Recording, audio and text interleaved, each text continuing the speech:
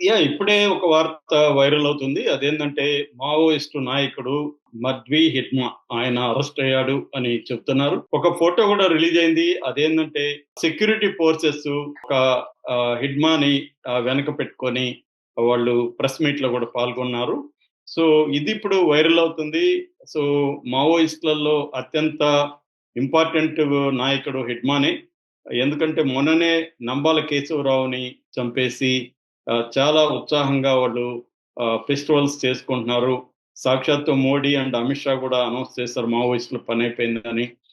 నిన్ననే బస్తరు మావోయిస్టుల నుంచి విముక్తి పొందిందని కూడా అనౌన్స్ చేశారు. సో ఈ సమయంలో హిడ్మా ప్రతీకారం తీర్చుకోవడానికి రెడీ అవుతున్నాడని అనేక ఏరియాల్లో పోలీసుల మీద లేకపోతే నంబాల కేశవరావును చంపిన డిఆర్జీ డిస్ట్రిక్ట్ రిజర్వ్ గార్డ్స్ మీద అటాక్లు చేయడానికి ప్లాన్ చేస్తున్నాడని కూడా వార్తలు వచ్చాయి. ఈ నేపథ్యంలో హిడ్మాని పట్టుకున్నారని ఒక ఫోటో వైరల్ అవుతుంది.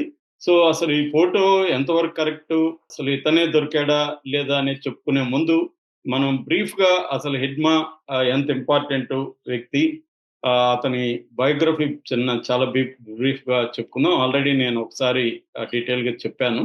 సో ఈ Madvi Hidma very very important Maoist నాయకుడు. ఆయన మీద ₹1,00,00,000 రివార్డు ఉంది.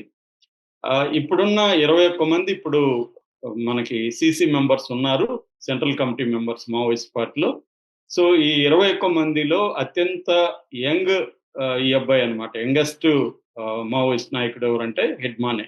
దాదాపు అతని వయసు కరెక్ట్‌గా ఎవరు చెప్పలేకపోతున్నారు గానీ అరౌండ్ 44 అలా ఉంటాయని చెప్తున్నారు. ఎందుకంటే 1981లో అతను పుట్టాడని. అది కూడా సౌత్ సుక్మా జిల్లాలో మన ఛత్తీస్‌గఢ్‌లో సౌత్ సుక్మా ఉంటది. అక్కడ జగర్గొండ అనే ఒక ఏరియా ఉంటది. ఆ ఏరియాలో పూర్వతి అనే విలేజ్‌లో ఇతను పుట్టాడు. 8థ్ క్లాసు డిస్కంటిన్యూ చేసి మావోయిస్టుల పరిచయాలు చేయడంతో మావోయిస్టు దీంట్లోకి చేరిపోయాడు. అరౌండ్ 96 అంటే దాదాపు 15 ఇయర్స్, 16 ఇయర్స్ ఏజ్‌లో అతను మావోయిస్ట్‌లోకి ఫుల్ టైమ్ వెళ్ళిపోయాడు. అక్కడి నుంచి అంచెలంచెలుగా వెదుగుతూ వచ్చాడు. ఎందుకంటే Hidma very dynamic, active, ruthless, very intelligent అని చెప్తారు. రెండోది నాయకత్వ లక్షణాలు అతనికి చిన్నప్పటి నుంచే ఉన్నాయి. చదువుకునేటప్పుడు కూడా హాస్టల్‌లో కూడా అతను విద్యార్థుల సమస్యల మీద అతనే లీడ్ చేసేవాడు. సో అలాగా మావోయిస్టులకి తన దగ్గరయ్యాడు. తర్వాత మావోయిస్టులోకి వెళ్ళినాక అతనికి ఒక ఇంటర్నేషనల్ స్థాయి ట్రైనింగ్ కూడా దొరికిందని చెప్తున్నారు. ఫిలిప్పైన్స్ నుంచి కొంతమంది వచ్చి ఇక్కడ ట్రైనింగ్ ఇచ్చారని. నాకు తెలిసి అంతకుముందు ఎల్‌టి‌టి వాళ్ళు కూడా మావోయిస్టులకి ట్రైనింగ్ ఇచ్చేవాళ్ళు వచ్చి ఇక్కడ. ఇక్కడ నుంచి కొంతమంది మావోయిస్టులు జాఫ్నా కూడా వెళ్ళిన సందర్భం ఉంది. మన శివసాగర్ అలియాస్ సత్యమూర్తి కూడా పోయిటరీలో కూడా నేను జాఫ్నాలో మరణించానని ఒక పోయెమ్ కూడా ఆయన రాశాడు. సో అలాగా హిడ్మాక్ కూడా గన్ ఫైరింగ్ దగ్గర నుంచి, టాక్టిక్స్ దగ్గర నుంచి, మందుపాతలు ఎలా పెట్టాలి, ఐఈడీ ఇంప్రూవైజ్డ్ ఎక్స్‌ప్లోజివ్ డివైస్ వీటినంతా ఎట్లా పెట్టాలి, ఎట్లా అటాక్ చేయాలి, ఇవన్నీ కూడా దొరికాయన్నమాట. ట్రైనింగ్ దొరికింది. అతను తక్కువ కాలంలోనే పీఎల్‌జీఏ అంటే పీపుల్స్ లిబరేషన్ గెరిల్లా ఆర్మీ అంటారు. మావోయిస్టులకి ఒక ఆర్మీ కూడా ఉంటదన్నమాట. ఆర్మీ పేరు పీఎల్‌జీఏ. దీంట్లో ఏందంటే బెటాలియన్స్ రూపంలో ఉంటారు. అంటే ఒక 200 మంది, 300 అలాగా బెటాలియన్స్ ఉంటారు. ఇది బెటాలియన్ నంబర్ 1 కి ఈయన హెడ్ అన్నమాట. ఇందులో 350 మావోయిస్టులు ఉంటారు. వీళ్ళ దగ్గర సెమీ ఆటోమేటిక్ రైఫిల్స్ ఉంటాయన్నమాట. సెమీ అంటే మనం ఒక్కొక్కసారి ట్రిగ్గర్‌ని ఇట్లా వేలుతో అంటుంటే అది ఫైర్ అవుతుంటది. దాన్ని సెమీ అంటారు. ఆటోమేటిక్ అంటే ట్రిగ్గర్‌ని మనం ఒక వేలు నొక్కి పెట్టుకుంటే బుల్లెట్లు వెళ్తూ ఉంటాయి. సినిమాల్లో చూస్తాం కదా! ఇలా పెట్టుకొని వాడు ఇట్లా, ఇట్లా, ఇట్లా అంటుంటాడు. అది ఆటోమేటిక్ రైఫిల్. ఇవి ఎక్కువగా AK-47 వాడతారు. ఇతనికి కూడా పర్సనల్‌గా AK-47 ఉంది. సో దాని తర్వాత మావోయిస్టులకి మొత్తం మావోయిస్ట్ పార్టీ పనిచేసే అన్ని ఏరియాలకు సంబంధించిన మిలిటరీ ఈ పరిభాషలో వాళ్ళకి ట్రైనింగ్ ఇవ్వడం, లేకపోతే ఆయుధాలు కొనుగోలు చేయడం, ఆయుధ రిపేర్ వర్క్‌షాప్ నిర్వహించడం, ఇవన్నీ చేసేదానికి ఒక మిలిటరీ కమిషన్ ఉంటదన్నమాట. ఈ మిలిటరీ కమిషనే మొత్తం ప్లాన్ చేస్తుంది. ఆయుధాలకు సంబంధించి మొత్తం నిర్ణయాలను కూడా మిలిటరీ కమిషన్ తీసుకుంటది. ఇతను మిలిటరీ కమిషన్ చీఫ్‌గా కూడా ఉన్నాడనేది కూడా వార్తలొస్తున్నాయన్నమాట.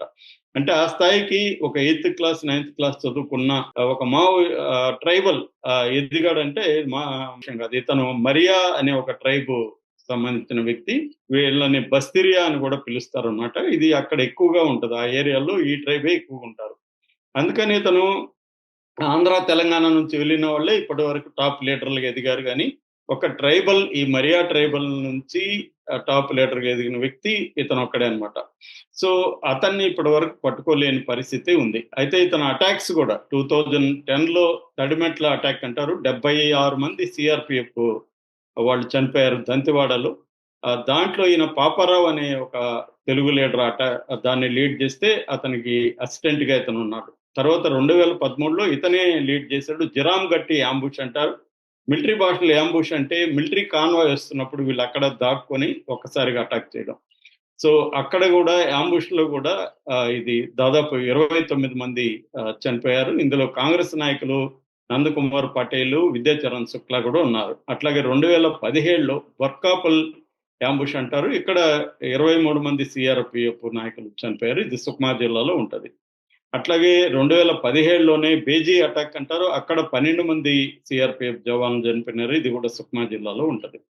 ఇక 2019లో భీమా మండల్‌లో IED blast improvised explosive device blast జరిగింది. దంతెవాడలో ఇక్కడ బీజేపీ ఎమ్మెల్యే భీమా మండలి ఇంకొంతమంది ఒక నలుగురైదుగురు సెక్యూరిటీ పర్సనల్ చనిపోయారు.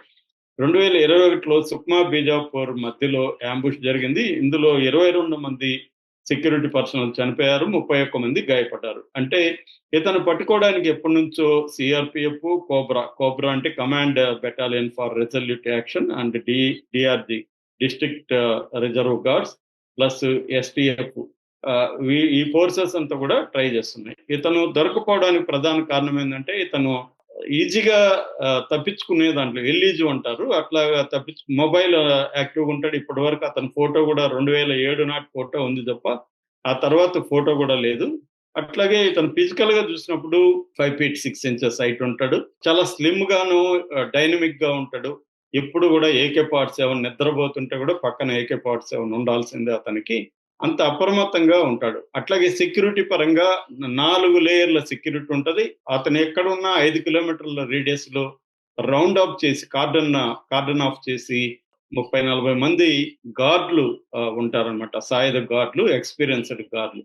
అందువల్ల గూడా అతన్ని పట్టుకోవడం కష్టంగా ఉంది. అట్లాగే అతని ఫ్యామిలీ భార్య రాజీ అనే ఉంది. ఆవిడ గురించి కూడా ఎక్కడ డీటెయిల్స్ తెలీదు. రెండోదేందంటే అతని టెర్రెయిన్ అంటాం. ఆ ప్రాంతం మీద ఉండే పట్టు. గుట్టలు, లోయలు అవన్నీ. సో, అందుకనే అతను మాక్సిమం చెట్ల మీద నుంచి చెట్ల మీదకి వెళ్ళిపోవడానికి కూడా కొన్నిసార్లు ట్రై చేశాడని చెప్తారు.